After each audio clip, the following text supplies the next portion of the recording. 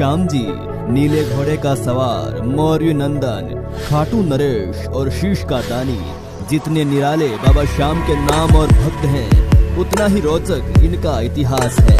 आज हम जानेंगे कि आखिर क्यों राजस्थान में सीकर जिले के एक गांव खाटू के नरेश खाटू श्याम जी को पूरी दुनिया में शीश के दानी के नाम से भी क्यों जाना जाता है। कौन है खाटू श्याम जी और कैसे बने बाबा श्याम, इन सब के पीछे कौन सी पौराणिक कथा है, चलिए आज आपको बताते हैं खाटू श्याम जी की कहानी मेरी जुबानी।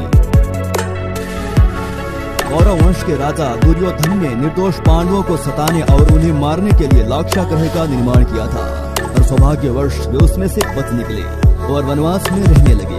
एक समय जब वे वन में सो रहे थे, उस स्थान के पास ही एक हिडम्ब नाम का राक्षस अपनी बहन हिडिम्बी के साथ रहता था। तब उनको मनुष्य यानी पांडवों की गंध आई, तो उन्हें देखकर ये राक्षस अपनी बहन से बोला कि इन मनुष्यों को मारकर मेरे पास ले आओ। अपने भाई का आदेश पाकर वे वहां आई, जहां पास ही सभी भाई द्रौपदी सहित सो रहे थे और भीम उनकी रक्षा में जाग रहा था।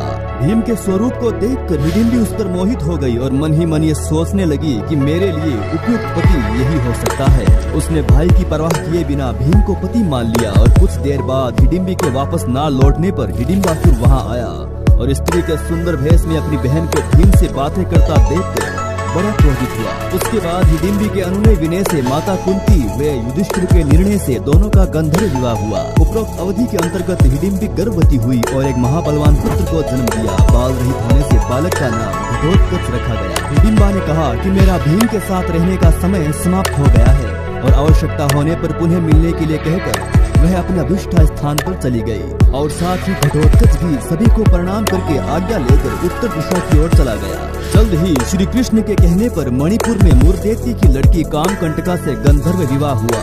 वे कुछ समय बीतने के बाद उन्हें महान पराक्रमी पुत्र को जन्म दिया, जिसके शेर की भांति सुंदर केशों को देखकर इसका नाम बर्बरिक रखा गया।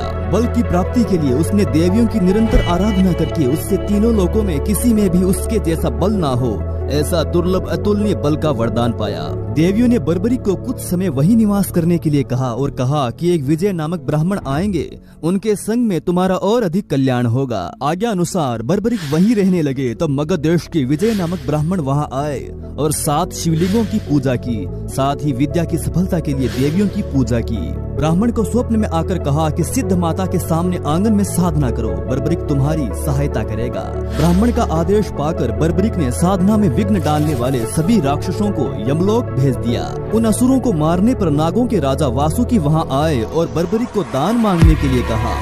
तब बर्बरिक की विजय की निर्विघ्न तपस्या सफल हो यही वर मांगा। ब्राह्मण की तपस्या सफल होने पर उसने बर्बरिक को युद्ध में विजय होने का वरदान दिया। उसके बाद विजय को देवताओं ने शुद्धश्चर्य प्रदान किया। तब से उनका नाम सिद्धसेन पड़ गया। कुछ काल बीत जाने के बाद कुरुक्षेत्र मैदान में कौरवों और पांडवों के बीच में युद्ध की तैयारियां होने लगी।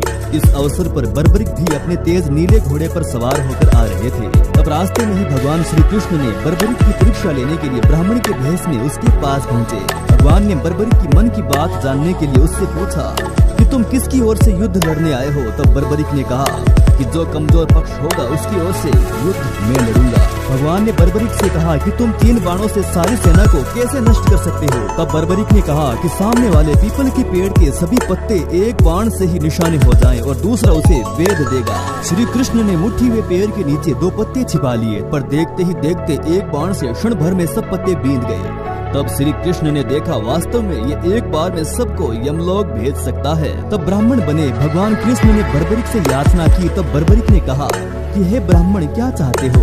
तब भगवान कृष्ण ने कहा कि क्या सबूत है कि जो मैं मांगूंगा वो मुझे मिल जाएगा। तब बर्बरिक ने कहा कि जब वचन की बात की है तो तुम प्राण भी मांगोगे तो मिल जाएंगे। तो ब्राह्मण के भेष में नटवर बोले मुझे तुम्हारा शीश का दान चाहिए। यह सुनकर बर्बरिक स्तब्ध रह गए और बोले मैं अपना वचन सहर्ष पूरा करूंगा, पर सत्य कहो आप कौन हो। तब भगवान नटवर ने अपना विराट स्वरूप बताते हुए कहा कि मैंने ये सोचा कि यदि तुम युद्ध में भाग लोगे तो दोनों कुल पूर्णतया नष्ट हो जाएंगे। तब बर्बरिक ने कहा कि आप मेरा शीश का दान तो ले लीजिए, पर मेरी एक इच्छा है कि मैं युद्ध को आखिर तक देख सकूं। तब भगवान ने कहा कि तुम्हारी ये इच्छा जरूर पूरी होगी। तब बर्बरिक ने अपना शीश धड़ से काट कर दे दिया। उसके बाद भगवान ने बर्बरिक के शीश को अमृत जलियों के सहारे पहाड़ के ऊंचे शिखर पर उगे एक पीपल के पेड़ पर स्थापित कर दिया। 18 दिन तक चले युद्ध में पांडवों को विजय प्राप्त हुई, साथ ही उन्हें अपनी जीत पर घमंड हो गया।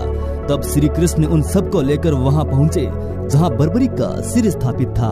बर्बरिक के सामने पांडव अपनी अपनी वीरता का बखान करने लग गए। तब बर्बरिक के सिर ने कहा कि आप सबका घमंड करना व्यर्थ है, जीत श्री कृष्ण की मृतिज्ञ से ही मिली है। बर्बरिक ने कहा कि मुझे तो इस युद्ध में श्री कृष्ण का सुदर्शन चक्र ही चलता नजर आया था। इसके बाद बर्बरिक चुप हो गए और आकाश से फूलों की वर्षा होने लगी। तब भगवान कृष्ण ने प्रसन्न होकर बर्बरिक को वरदान दिया कि कलयुग में तुम मेरे श्याम नाम से पूजे जाओगे और तुम्हारे स्मरण मात्र से ही सभी मनोरथ पूर्ण होंगे। हे भगवान, सभी भक्तों पर अपनी कृपा दृष्टि बनाए रखना।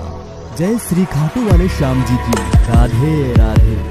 दोस्तों, वीडियो अगर जरा भी अच्छा लगा हो तो वीडियो को लाइक जरूर कीजिएगा, अपने प्यारे मित्रों के साथ शेयर कीजिएगा और हमारे और आपके इस चैनल को सब्सक्राइब भी जरूर कीजिएगा।